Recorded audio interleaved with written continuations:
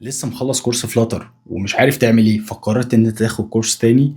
هو ده أكتر حاجة غلط أنت ممكن تكون بتعملها في حياتك. بعد خبرة حوالي 7 سنين في مجال الSoftware و4 سنين في مجال التدريب، أكتر مشكلة كانت بتواجهني وكنت باقابلها مع الشباب هو إن أنا ألاقي شخص لسه مخلّص الكورس ومخلّص كورس Flutter سواء كان أونلاين أو سواء كان في الدبلومة أو في أيًا كان سيان خد الكورس إزاي، فجأة ألاقيه جاي ياخد كورس Flutter تاني. أول حاجة صراحةً باعملها إن أنا باقعد معاه باقول له: أنت عايز تاخد الكورس ده ليه؟ أنت ليه قررت تدخل كورس تاني؟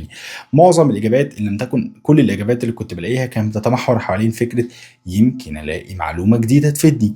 فباكون صريح معاهم في البداية باقول له كمية المعلومات اللي أنت متوقع إن هي تيجي لك فهي لا تتعدى ال30 40% دول المعلومات الجديدة فعلًا اللي أنت تاخدها، ولكن ما تتوقعش من نفسك إن أنت تاخد 100% معلومات جديدة، ده حاجة مش هتحصل مهما كنت بتاخد كورس فين أو مع مين. فالأصح هنا في الوقت ده مش إن أنت تاخد كورس تاني، لأن أنت هتكون بتستهلك من وقتك 4 شهور أو 5 شهور أيًا كان الوقت، بتاخد معلومات أنت بالفعل عارف 60 ل70% منها. في الوقت ده لو أنت كنت استغليته، سواء أنت كنت بتبني لنفسك portfolio أو بتبدأ إن أنت تعمل مشاريع أكتر، وبتشتغل على الdebugging skills بتاعتك والproblem solving skills، وبتبدأ إن أنت تبني لنفسك portfolio على LinkedIn بحيث إن أنت تعرّف الناس أكتر أنت بتعمل إيه، ده هيكون أفضل حاجة أنت تعملها. وكمان تشتغل على القصور اللي عندك، تشوف إيه المشاكل أو إيه المواضيع والtopics اللي أنت ما تعرفش عنها حاجة أو حاسس إن أنت بقصور فيها، وتبدأ إن أنت تتعلم أكتر عنها. ولكن ما تروحش إن أنت تقرر تاخد كورس تاني في مكان تاني أو حتى سواء أونلاين، عشان أنت كده فعليًا هتكون بتضيّع وقتك. الحل الأمثل ليك هو إن أنت تشوف mentor ليك، مش تشوف كورس تاني. تشوف mentor ليك تقول له أنا محتاج